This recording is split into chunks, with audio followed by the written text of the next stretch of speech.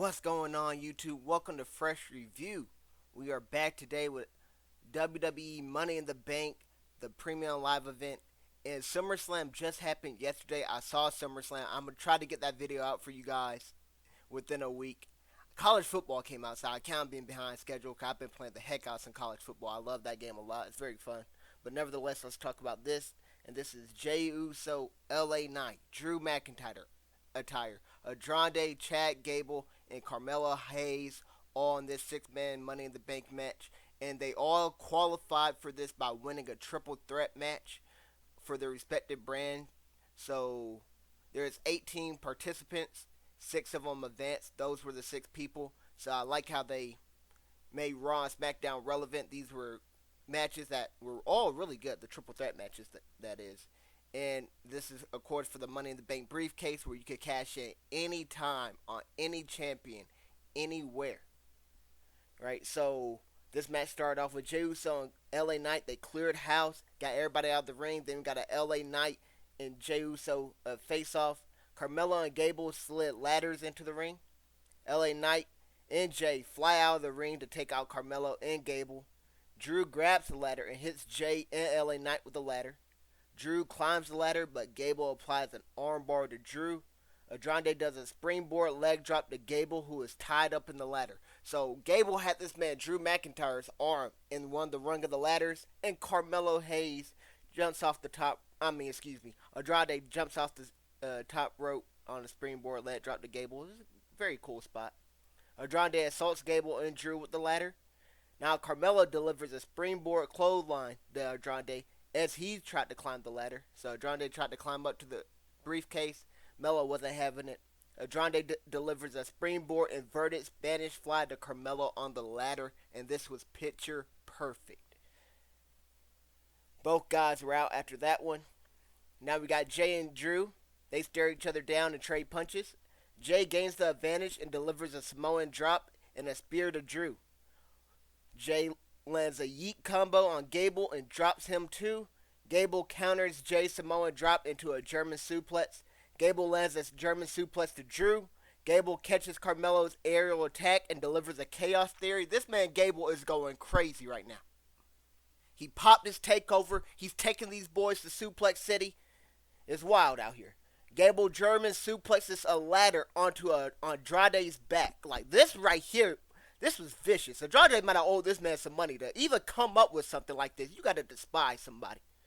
Gable begins to climb the ladder, but LA Knight pulls him down by the tights, inadvertently mooning the crowd in the process. You saw a little bit of Chatty Daddy's yams. I ain't gonna lie to you. LA Knight stomps a mud hole onto Gable, then delivers a neck breaker to Gable on a ladder.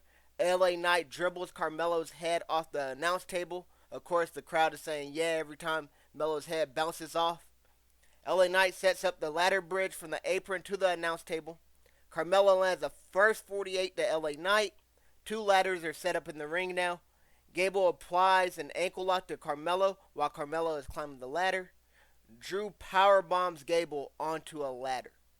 Drew hits Andrade with a claymore over the top rope. This was a Royal Rumble. Andrade would have been eliminated. Jey stops Drew from climbing the ladder. Drew lands a Glasgow kiss to Jey, but LA Knight hits Drew with a BFT. LA Knight positions Drew so that Jey can land the Uso splash, so they work together to take out Drew McIntyre. This alliance, of course, is short-lived. Can now LA Knight and Jey climb the ladder and begin to trade punches on top of the ladder. Carmelo tosses both of them off the ladder. Carmelo leaps over the top rope and takes out Gable. Carmelo begins to climb the ladder and delivers a nothing but net to Jey Uso. Now Andrade prevents Carmelo from climbing the ladder and sets up a ladder bridge. LA Knight tosses Andrade off the ladder, and Andrade sunset flip power bombs Hayes off the ladder. This might have been the best spot of the night. There has been great spots in both these Money in the Bank matches. This was, in my opinion, the best one for the men's, and you can make a case the best one of the night. We will talk about one later on. And then Gable overhead belly-to-belly suplexes LA Knight onto the ladder bridge at ringside. That LA Knight set up from the apron to the ring, to the announcer table. Gable does an overhead belly-to-belly suplex to LA Knight. And these overhead belly-to-bellies They do them a lot, but I kind of hate them. Ever since Big E broke his neck on it, I think they should kind of be worrisome about those. You know, they banned the power driver after a lot of dudes broke their neck and stuff on it. I think they should probably look into this, especially onto a ladder. Like LA Knight, he did a great job rotating, but he doesn't rotate there. That's a nasty injury. But nevertheless, it was a clean landing. Gable grabs the briefcase, but Jey Uso removes the ladder, causing Gable to fall down, and he lands face first. Jey spears Gable, and Jey grabs the briefcase as the briefcase is swinging wildly back and forth. But Drew launches a ladder like a javelin at Jey's head. Then Claymore kicks Jey out of the ring. Drew ascends the ladder, grabs and secures the briefcase, and Drew McIntyre is Mr. Money in the Bank in a spectacular match. This might have been the best ladder match of the year, and ladder matches are usually always amazing because the spots and the creativity and stuff like that. And this was no exception. I'm giving this a spectacular grade of 4.80 stars out of 5. I can see it ranging anywhere between 4.60 to 5 stars. Very entertaining, fast-paced, high action, everything you want in a ladder match. And now, of some crowd notes, of course, we got the yeah for LA Knight. Got loud pops during Jey Uso's and LA Knight's entrances. We got yeet whenever Jay's landing punches and all that. We got some CM Punk chants whenever Drew McIntyre entered the ring. We also got the We Want Tables chants. We got some You Still Suck chants to Gable. Man, Gable really does look like a bootleg Kurt Angle. I love me some Gable, though. And then we got Holy Ish chants with some of the best spots. And then we got some This Is Awesome chants for the commentary. I got Drew says, I told you whenever he secured the briefcase. He did call his shot. And then Graves said, I seen Gable dribble a bowling ball. That's incredible glaze right there. You seen another man dribble a bowling ball. That's incredible glaze. And now we got Hayes is dead. Graves also said that whenever Hayes got sunset flip powerbomb through the ladder and stuff. Of course, this match will be remembered for the high impact spots and for Drew winning. People will be like, yo, 2024, oh, Drew's in that one? That's the Money in the Bank one he won and then cashed in same night? Yes. People will always talk about that. It's kind of funny. I don't know how to grade it or anything, but I will talk more about Drew since he does cash in on the same night when we get to the Priest and Rollins match. But overall, enjoyed this match. There's a lot of dudes here I want to win. Like Jey Uso, I think would have been a great pick. LA Knight, Drew McIntyre winning. We'll talk about it later. So let's just go over to the next match, which was the IC title match. Intercontinental title, Bronn Breakker versus Sami Zayn. They run it back at SummerSlam. I will get that review out, like I said, in a week time. Hopefully. Maybe. Who knows. But this built up really well. Bronn Breakker's the new kid on the block, and he has been destroying everyone in his path on Monday Night Raw. Sami Zayn just had dethroned Gunther's historic IC title reign, and Sami Zayn's looking to be a credible champion, keep the title and all that. Now, this match starts off with the two exchanging and chain wrestling, but Bronn gains the advantage by delivering slams. Bronn taunts Sami by putting his hands behind his back so Sami slaps him. Sami throws Bronn out of the ring and connects with a springboard moonsault. Bronn explodes over the top ropes. Well, off the ropes, my bad, and takes Sami's head off with a clothesline. Bronn tosses Sami across the ring with an overhead belly-to-belly suplex. I'm still petitioning for that move to get banned. Now Bronn delivers a running knee to Sami in the corner, then lands another overhead belly-to-belly suplex. This gets a near fall, or first near fall of the match. The action spills over to ringside. At ringside, Bronn goes for a springboard moonsault from the barricade. No, excuse me, Sami goes for that, but Bronn catches him. But Sami counters again by throwing Bronn head first into the ring post. Sami goes for a haluva kick at ringside, but Bronn counters that with a vicious clothesline, or you could call it a Steiner line. Inside the ring, Sami lands a blue thunder bomb to Bronn. This gets a near fall. Now Sami climbs the top rope, but Bronn meets him there and delivers a top rope Frankensteiner near fall. Sami rolls out the ringside and Bronn goes for the spear, but Sami jumps to evade. Bronn stops before crashing into the steel steps and lands a jumping clothesline to Sami. Bronn jumps from the apron to the announce table and lands another jumping clothesline. Bronn spills over to the other side of the announce table as this happened. He done messed up all the he created technical difficulties for Cole and Gray. They're like, yo, we might not be able to commentate the rest of the match. This man Bron Breakker wrecked the announce table when he flew over it. And then inside the ring, the action got back inside the ring. Sami escapes a gorilla press from Bronn, and Sami lands an exploder suplex into the corner. So Bronn makes his way back up. Sami goes for a haluva kick, but Bronn counters with a jumping knee strike. Now Bronn delivers a gorilla press slam. Then he removes his overall straps, or lowers them I should say. Now Bronn goes for the spear, but Sami catches him with a kick, then follows up with a haluva kick for the 1-2-3 victory. And that was the finish. Interesting match. I didn't expect Bronn to lose here, or at least lose clean. The man got murked in the center of the ring. So I was like, are they just going to end this man's push, really, before he got started? Because he was wreaking havoc on Monday night. Bronn came back out on Monday night and said, I know what this means. I go to the end of the line. Then Joker just speared Sami and got right back to the front of the line, and they fought at SummerSlam. I did see that match, but I don't want to spoil it because there's a chance somebody hasn't watched that match yet on SummerSlam and they just want to go see the Money in the Bank. So I won't spoil that match, but they do run it back at SummerSlam. But I didn't expect for Bronn to lose this match. I was kind of surprised. The crowd got some Olay chants to start the match. Got some This Is Awesome chants. He got a loud pop when Sami won. And then for the commentary notes, I got, if AI could create a superstar, it would look like Bron Breakker. That's Corey Graves. And then if this was baseball, this is your 5-tool player. That's what Cole said when he referencing Bron Breakker as well. That's when you got the speed, you can throw far, you can field, you can hit for contact, you can hit for power. You can do it all. And that's kind of what Bron got. He got the power, the speed, the agility. He is a freak of nature. And another note I have is Bron mocks the WWE crowd when they do the LA chants. And then Cole asked this question: how does Sami still survive?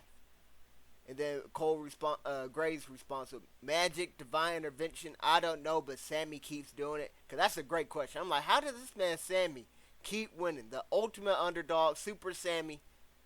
I underestimated this man Sami. I kind of wanted Gable to beat him. I've been a huge Gable guy. I kind of want Gable to dethrone Gunther personally. But Gable hasn't had the best of luck recently. Got the Wyatt 6 problems going on and a whole bunch of other stuff. But Gable got beat by Sami twice. Sami just beat Bron Breakker. Sami's having a great title reign so far. He's putting on great matches, and I thought this was another great match from Sami. And I kind of wanted Bron to win. I really don't care too much about who wins or how they win. I'm kind of surprised it was a clean victory, though. I think that did a lot to derail Bron's momentum. But I'm giving this overall a truly great match. No, I'm just going to give it great. My apologies. I'm going to give it 4.20 stars out of 5. I thought it was a great match, though. I can see it ranging anywhere between 3.95, which is really good, and then truly great 4.35. Now we have Damian Priest, the champion, versus Seth Rollins, the challenger. If you remember at Mania, Seth Rollins fought Drew McIntyre. Drew McIntyre won, but Damian Priest cashed in on Drew McIntyre, and Damian Priest became champion. Now, everything's kind of reversed. Rollins goes from the champion to the challenger. Priest goes from the Money in the Bank holder to the champion. And McIntyre goes from the challenger to the Money in the Bank holder. So, now we have this match. And this is probably the match a lot of people want to see me review. So, let's go ahead and dive right into it. This isn't just for the title. There are some stakes on the line. And these stakes were developed on Monday Night Raw through the build. If Rollins wins, Priest has to leave the Judgment Day. If Priest wins, Seth cannot challenge Priest for the title again. So, now let's start with the moves. Rollins goes for an early pedigree, and Priest goes for an early South of Heaven. So they try to get the finishers out of the way early. Both are countered, but Priest lands a Falcon Arrow and a Flatliner 2 count. Priest lands 2 leaping splashes to Seth Rollins in the corner, but Seth counters the third one into a sling blade.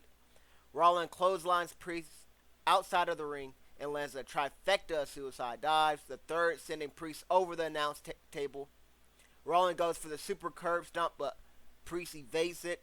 Seth lands a springboard swanton and springboard moonsault. Both these are picture perfect. Got a near fall here. Priest lands a headlock driver and goes for the South to Heaven. Seth counters the South to Heaven into a Hurricanrana, another near fall. Priest derails Seth's momentum with a clothesline, and then he goes for the Razor's Edge. Seth escapes the Razor's Edge into a slam, or counters it into a slam, followed by a running knee. Seth climbs the top rope and lands a frog splash. Near fall again. Seth climbs the top rope again, but Priest meets him there. Seth drops down and takes Priest corner to corner for a buckle bomb. Seth goes for the curb stomp, but Priest reverses it into a last ride power bomb. Near fall. This man stole the Undertaker's whole drip. He got the overalls on. He got the choke slam, the power bomb. Oh my goodness. Word for word, bar for bar. Now, can I do rock with Priest, though? His moveset and his character work, I think, has been solid. He has been a credible champion. But let's go ahead and keep recapping this match. Priest and Seth Rollins begin to trade strikes in the center of the ring. Seth reverses the South to Heaven attempt into a pedigree attempt. Priest reverses that into a back body drop, but Seth recovers to land a curb stomp near fall. Now Rollins taunts Priest, which allows Priest to recover and land a Razor's Edge. Priest scales the top rope, but Rollins meets him there for a superplex Falcon Arrow combo. And this should have been 3, but the referee did not count. So I rewatched the match and stuff, and you can see Damian Priest's mouth. Why didn't the music hit? Where's the music? Or something like that. He don't know he said music. So people are like, maybe Priest was not loopy and stuff and didn't recognize the kick out or anything like that. Maybe no. The music was supposed to be played at the count of 2. And then for some reason the referee and everybody just looks at the entrance and Drew McIntyre makes his way down. They stop counting the I hate how WWE does that. I always hated it. But there was a delay in production or something. I don't know. There's a massive problem here. And that is atrocious and unacceptable. Now we'll finish recapping this match. Because Drew McIntyre music hits. It hits late. Drew dodges Seth's curb stomp attempt and hits a future shot DDT. Priest clothesline Drew McIntyre, but Drew responds to the Claymore to Priest. Oh, okay. So the bell rings like shortly after. So it rings before Drew dodges Seth's curb stomp attempt and all that. But before Drew can go for the pin after he Claymore's Priest, CM Punk enters the ring and assaults Drew. Punk chokes Drew with a wire, strikes him with a chair, and hits him with the World Championship belt. Priest lands a South to Heaven chokeslam to Drew McIntyre to finish the match. And that is how it ended. So, let's talk about the crowd stuff before I go on this long rant. I'm going to go on a rant about this. We got sing-along, of course, during Seth's entrance. We got some This Is Awesome chants. And the crowd did not react to the ending because it was botched. Now, commentary. Interesting stat here. Only Carmelo has had the Money in the Bank briefcase longer than Priest and Rollins. Graves says that makes him a Money in the Bank winner by marriage. Love that quote by Graves. Rollins is the architect because he uses the same angle with a different look. He uses wrinkles to make his moveset different. That's Graves. Because Rollins did change up his offense slightly. So it was like the same thing, but a little different wrinkles and stuff. Great commentary there by Graves. And then we got this quote by Michael Cole here. This is beyond bad blood. When CM Punk came in and ruined Drew McIntyre's championship odds. So, Bad Blood is a pay-per-view. I wonder if we get Drew McIntyre and CM Punk number 2 there, or number 3 perhaps. Because CM Punk and Drew did just fight at SummerSlam, and yes, I did see that match. Now, Priest. Let's go ahead and talk about the ending real quick. So, I didn't talk about the memorability or the emotional investment. Because whenever, this match will always be remembered in infamy, right? So, no matter how great the match was, that botched ending will be what people will remember the most about this match, for right or wrong. So I got to give it a 0 there. And you guys have been following any of my previous PLE reviews, you guys know that if I think the ending is bad and nonsensical, I don't put it in the good tier. If the ending is indescribable, egregious, I obviously can't put it in the good tier. But I can't even put it in the amnesia tier. Because in the amnesia tier, like, you might forget how bad the ending was and whatever. This right here, as soon as I hear Priest versus Rollins, they fought before last year during Seth Rollins when he was a champion. No, I don't even remember that match anymore. I just remember this nonsensical botch here. That was egregious. Crime against humanity bad. And like I said, I don't think it's either of the wrestler's fault. I I think it's really on the booking. I never liked that decision anyways, but you could blame production. You could give blame to anyone, everyone. I don't care. That's unacceptable. Now, that's not even the worst part. The worst part is that the money in the bank is wasted. So now we don't have another money in the bank winner for another year now, for the men's at least. And I think WWE does this intentionally. Because you remember, the women used to always cash in like within the first month. It seems like they don't ever want two money in the bank holders to have it for a lengthy time. So that's why we got a lot of cash ins on the same night. So Liv Morgan, I believe, did it same night. Nikki Ash, I think, did it same night. Bailey won it and did it like within a week or so. And I just think they'd be messing up a whole lot when it comes to these participants. So, for example, Sasha Banks is somebody that should have had it because her name is literally in the pay-per-view. It's Money in the Bank.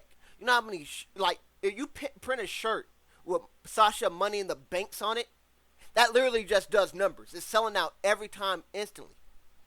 You could do the same thing with Carmelo Hayes here. You might not think he's ready or whatever, but Mello is money is one of his slogans or whatever. That would fit perfectly. But let's not limit ourselves to the 6 people within the match. Let's talk about how you had the whole roster pool to choose from, and you chose these 6. So you could have went from anybody on SmackDown or Raw that could have qualified. You could have called anybody up from NXT or had them go in. Like, you could have did anything here. You gave it to Drew and had CM Punk screw him over. But this feud was already red hot, and you didn't need to waste the Money in the Bank briefcase. Now, some people say, well, Cody and Gunther are finna have long reigns and nobody in the match could have dethroned them. But like I said, just get better participants in, or whatever the case may be. Gable versus Gunther would have been fire in my opinion. That could have all tied in and been like year-long booking. That could have been one thing, but I mean, there's so many options you could have did here. And I just disagree with it heavy. So, I mean, I'm just going to give my rating before my blood pressure goes up too high. And I got to give in the bad category. I'm going to give it a 1.45 out of 5 stars. Because it's just unacceptable. I can't put you in the below average or well below average. Your ending is a crime against humanity. I don't care how good the moves and reversals and all that stuff was. Because when I saw that ending, I didn't care about the match anymore. It's all I will remember whenever I think about the match. The stakes and the build that you did, like, you just changed the whole timeline. Priest should not be in the Judgment Day anymore. Rollins should be champion. But now Rollins can't challenge for the title because the referee screwed him over. Because the referee didn't count. But the referee didn't count because he wasn't supposed to count. Because the music was supposed to hit, but the music didn't hit. I'm just going on to the next match. Our next match is the Women's Money in the Bank ladder match. And just like the men's, the women's had 6 triple threat matches, 3 on Raw, 3 on SmackDown. The winner of the triple threat matches qualified in advance. We had Chelsea Green, Zoey Starks, Tiffany Stratton, Lyra, Valkyria, Io Sky, and Naomi. And just like the men's, whoever wins this match will grab the briefcase and be able to cash in anytime, anywhere, on any champion. For a full year. We gotta do it within a year, of course, but nevertheless, that's the match. Now, this match starts with all the wrestlers going outside to quickly grab ladders to bring into the ring, except for Chelsea Green, who tries to jump like Jordan in Space Jam and reach out to the briefcase while she's underneath. Yeah, that didn't go well for her, but I do like that because that's in character for Chelsea Green to do. Now, Chelsea Green starts to climb the ladder that somebody throws into the ring, but she's afraid of heights. Cole made this commentary note early on in the match. So Chelsea Green descends down the ladder and uses it as a weapon to take out Naomi and start. Io delivers a missile drop kick to Chelsea and drop kicks Tiffany into a ladder, followed by a meteor onto Tiffany while she's on the ladder. Now Lyra and Io face off, and now they got some feuding going on from Monday Night Raw, so it's a cool face off here. Lyra suplexes Io onto the ladder. Now Lyra hits Io with a tornado DDT, then a fisherman suplex onto the ladder. Stark snipes Lyra with a missile drop kick. Zoey Stark super kicks, German suplexes, clothesline, and Samoa drops Lyra onto a ladder. Gave her a 4-piece special with a biscuit. Popeye's biscuit, no beverage. Tried to kill her, I ain't gonna lie to you. Now Stark does a slingshot headbutt to Lyra, but Stark head also hits the ladder, and this is kind of nasty, I ain't gonna lie to you.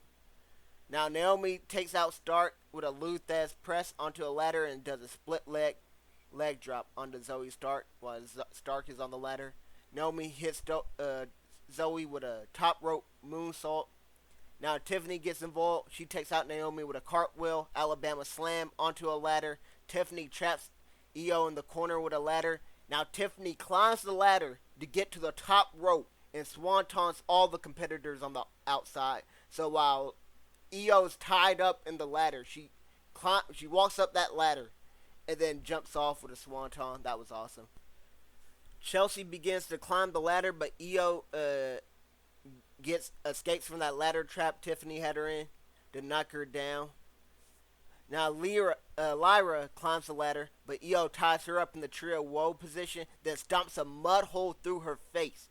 I thought Lyra was knocked unconscious, but Lyra recovers and German suplexes Io off of the ladder. But before Lyra can start climbing the ladder, Stark connects with a knee to Lyra's face while she's hanging upside down, still in the trio woe position. Zoey climbs the ladder, and Tiffany meets her there. Naomi positions another ladder and tries to climb, but she fights off both Zoey and Tiffany. Naomi is about to do the splits, because these ladders are side by side, but she somehow still hits a DDT to Zoey Stark before she falls down and does the splits. This was a great creative spot here to use Naomi's flexibility, have that be a highlight. Now Tiffany and Chelsea Grean work together to set up 2 tables at ringside. Io Sky sets up a ladder bridge and flapjacks Chelsea onto the ladder.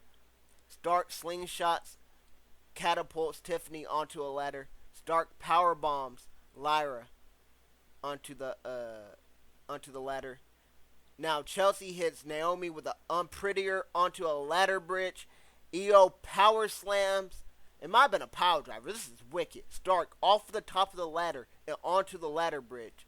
Now we got the actual finish. Chelsea Grean climbs the ladder, but Tiffany meets her there and throws her off the ladder and through the 2 tables they set up at ringside earlier. Wow. The crowd here was electric.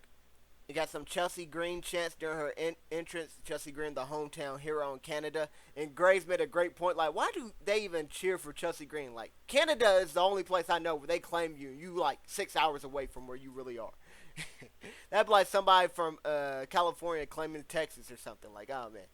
But we got some Tiffy time chants when Tiffy won. Or actually throughout the match. We got some Holy Itch chants. We got some This Is Awesome chants. The crowd was really good here. And this was a phenomenal match. Commentary: if Lyra was a bird, she could fly up. She could flap her arms and fly up to the briefcase. That's what Graves said. Then Chelsea Grean is actually afraid of heights. Cole, I said, make that point earlier. And then CM Punk is the only other wrestler to go back to back in the Money in the Bank 2008, 2009. That's Michael Cole. So Io Sky had a chance to go back to back. Cole has been doing really great with giving us actual stats. So Cole's kind of becoming a play-by-play historian. And I kind of like that transition to him. I think he's giving out way more stats now. And I think that's awesome with keeping track of the history of WWE. And then when Chelsea and Tiffany are working together to set up the table, Grace said, I didn't know there was space big enough to accompany these 2 egos. And then I feel sick that I'm actually enjoying this. That's one thing Cole said. 'Cause I felt the same way. And Cole also said, somebody get the damn paramedics. And ladies and gentlemen, it is Tiffy time. Whenever Tiffany grabbed the briefcase. And then they got some more notes here. Like, that was the most physical, most uncomfortable, and one of the greatest Money in the Bank matches I have ever witnessed. That's what Michael Cole said. Grace had this one great line. This is brought to you by the boys, but let's talk about the girls. That's a great segue by Grace. Zoey Stark, I don't even know if she's alive after she got power slam, power driver, I don't know what it was, onto the ladder. And then Chelsea Grean, I think maybe just cured her fear of heights. That's another thing Cole said when Grean went 20 feet off the ladder through the tables at ringside. That every single person in this match deserves a standing ovation. That's another thing Cole said. I got a lot. I never had this many commentary notes for a match before. But I think the commentary here was sensational. I think the match itself was sensational. And I don't want to do it. I don't want to do it. I don't want to be a prisoner of the moment. But I'm going to do it. Ladies and gentlemen, that match was legendary. I'm giving it 5 stars. I can see it ranging anywhere between 4.75 stars and 5 stars. That will probably be one of my top 10 matches of the year. I want to do one of those videos at the end of the year. I forgot to mention it, but I think that power driver by Io Sky, the Zoey start, that might have been the spot of the night. That or the sunset flip power bomb, either one of those moves might have been the spot of the night. Phenomenal spots.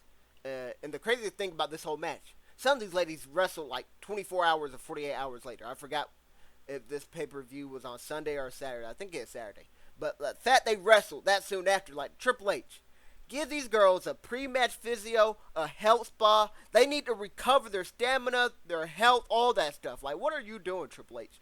You're injury rehab. They need 3 to 4 weeks off. Are you kidding me? Right back in 2 days later. But, awesome match. And now we got the main event. It was Solo Sikoa, the Bloodline. So, Solo, Jacob Fatu, and Tonga versus Cody Rhodes, Kevin Owens, and Randy Orton. 3-on-3 tag match, main event. And I didn't expect to yap this long. I actually ran out of gameplay footage here. So I'm just going to re-loop the first match you guys will see coming up. Because I used to just screenshot something and then just have the screenshot there by. I'll give you guys something to look at. It would be the first ladder match again. But let's go ahead and dive into recapping this. Solo and Cody started off. Solo and Cody, they square up. But Solo tags out before any action. This was an epic swerve. Cody called out Solo. Solo got in the ring and said, "Yo, you want me?" He's like, "Nah, you can't have me." He tags out. So now we get Cody and Tonga starting it off. And Cody does his patented drop down uppercut and a running bulldog. Cody tags in Owens, who beat the hell out of Tonga. Owen tags in Cody, who hits Tonga with a suplex. Cody tags in Orton, who hits Tonga with 9 punches in the corner. And then caps off with a European uppercut for the 10th. Tonga pokes Orton in the eyes and makes the tag to Jacob Fatu. Fatu charges in at Orton, but Orton sidesteps Fatu's attack, then hits the middle rope DDT, but Fatu ate this thing for breakfast. He gets right back up, then Samoan drops Orton, and then tags in Solo. So now we got Solo who's in. He assaults Orton in the corner before. He distracts the referee so the Bloodline can take some cheap shots on him on the corner. Solo tags in Tonga, who lands a slingshot elbow drop. Orton tags in Kevin Owens, who does his hot tag offense, followed by a cannonball and swanton bomb, broken up by Fatu. Tonga tags in Fatu, who brutalizes Owens, then tags in Solo. Solo and Owens trade punches, but Solo gains the advantage. Solo delivers the running hip attack to Owens. Owens tags in Fatu, who lands a running hip attack of his own. Fatu tags in Tonga, who attacks Owens instead of going for the cover. Solo is tagged in, and Owens fights back. He fights back out of the Bloodline corner. Owen goes for the hot tag, but Tonga Loa pulls Orton off for the apron. Solo and Owens trade blows. Owens dodges the running hip attack, but Solo tags in Fatu, and Fatu prevents the hot tag from happening. Owens evades Fatu's running splash, and Fatu hits his head on the ring post. Tags are made to Cody and Solo. Cody's hot tag offense includes a power slam followed by a disaster kick. Cody catches Tonga with a Cody cutter and clotheslines Fatu out of the ring. Cody's suicide dives onto Solo and Tonga Loa. Cody tosses Fatu over the barricade and Fatu takes out the doctor. It's sad to see this doctor go. I ain't gonna lie. This doctor probably needs a pay raise, because I know all those nicks and bruises and broken bones and sprained ligaments and twisted ankles and everything that these wrestlers suffered in that Money in the Bank women's match, and probably even the men's one. That doctor needed to be there to provide guidance. And doctor also needed to check on Tonga Loa, whose head hit the announce table. He might have been knocked a little loopy, but nevertheless, the match continues. Solo spears Cody in the center of the ring, and this gets a near fall. Solo goes for a Samoan drop, but Cody evades and goes for a pedigree. Solo escapes the pedigree, but he clotheslines the official. He tried to clothesline Cody. Cody ducked. The official is now down. Owen hits Solo with a frog splash. Orton hits Solo with an RKO. Everybody's in the ring right now. There's no referee. They're just jumping Solo. It's 3-on-1. It's Solo versus everybody. He's riding Solo and getting jumped. The three baby faces go for the triple powerbomb through the announce table. You know how the Shield does a triple powerbomb? They tried to give this man Solo that treatment. But Fatu takes out all three of them, plus the referee. The referee got hit again. Friendly fire is on. And you are in a zebra stripe jersey. You are not safe in these streets. Owens lands a stunner to Tonga Loa in a frog splash to Tama Tonga in a frog splash to Jacob Fatu through the announce table. Owen goes for a power driver to Tama Tonga in the center of the ring, but Tonga Loa gets back up and he low blows Kevin Owens. Now this man Tonga Loa had to do a double tap on the low blow because the first one just a little meat check. The man missed. It was a light tap on the nuts. He kind of missed the first one. He went for it again and he connected flush the second time. Owens was down after that. Now Orton comes back in the ring. He gives out 2 RKOs, the 2-for-1 special to both Tonga Loa and Tama Tonga. But Solo gets back in the ring and he delivers a Samoan spike to Orton. Now Cody gets back in the ring. Cody delivers 2 crossroads to Solo. But Jacob Fatu gets back in and he lands a whisper in the wind and an implant DDT before the third crossroads can land. Solo delivers a spike to Cody, and Fatu throws the referee back in the ring to count the 1, 2, 3. That was how the match finished. The crowd was electric. Great main event. We want Roman chants. We got the FU Solo chants. We got the This Is Awesome chants. Of course, when Orton was doing the 10 punches in the corner, they count every time for the 1, 2, 3, 4, all the way up to 10. And then we got Fight Owens Fight chants. Owens cut a great promo the Friday nights before. His wife was going through some health issues and stuff. I haven't been following him too much. I hope everything's okay with his wife. But he cut a great emotional promo the night before. And Owens was fantastic in this match with a lot of stuff on his mind. And then commentary-wise, this is what I have a problem with. Tonga could have executed a cover on Owens to end the match, but that's not what this group is about. Gray said that. And basically, the Bloodline are about inflicting pain. They're not just trying to beat you. 1, 2, 3. They want to beat you, brutalize you, hospitalize you, all that stuff. And that's what Gray's is talking about. How the old Bloodline, the OG Bloodline, had a code of morals and stuff. They beat you. It's about victory. Where this Bloodline is about injuring you and sending a message to everybody in the locker room. And now, there's not many people that trade blows to the Island Boys and live to tell the tale. That's another great line by Graves. And then we know how talented Fatu is, but morally, he has no North Star. Someone might need to get the doctor a doctor. That's another line by Graves. And then I got this last line by Graves here. I don't think the Nightmare is going to wake up after he got hit with the spike. Thought this was an amazing match. A lot of action. Great storytelling in the ring. I'm giving a 4.55 stars out of 5. And I can see it ranging anywhere between 4.40 and 4.70 stars. Let me know what you guys think was the best match here of the night. A lot of great matches here. How they booked that one match where I did that long rant, Priest and Rollins. If that match would have delivered, I thought this would have been like a flawless pay-per-view or PLE. Unfortunately, there was one hiccup there, but other than that, I enjoyed every match here. Liked them a lot. This match we remembered for the Bloodline becoming a viable threat, and Cody taking the pin is the perfect decision because it's a non-title match. Cody can afford to lose here. It's okay. Owens and Orton been taking L's to this team. Let somebody else take the pin here, and Cody being the one to do it, I think is a great decision. It also makes the Bloodline look more credible, more formidable. Keeps building them up, and then we had Cody versus Solo at SummerSlam. I didn't see that match. The only match from SummerSlam, like I said, I haven't seen was Priest and Gunther. So I saw the main event live, and now I've been rewatching it from start to finish. I'm about to go see that Priest and Gunther match right now. But I hope you guys enjoyed this video. Our next video is a WNBA Round 2 review. That will be coming out within 48 hours. I was working on that one first, but I had to postpone it a little bit. But I'm about near done with it now. So as always, thanks for watching. Hope you guys enjoyed. I hope to see you guys on the next one. Thanks for watching.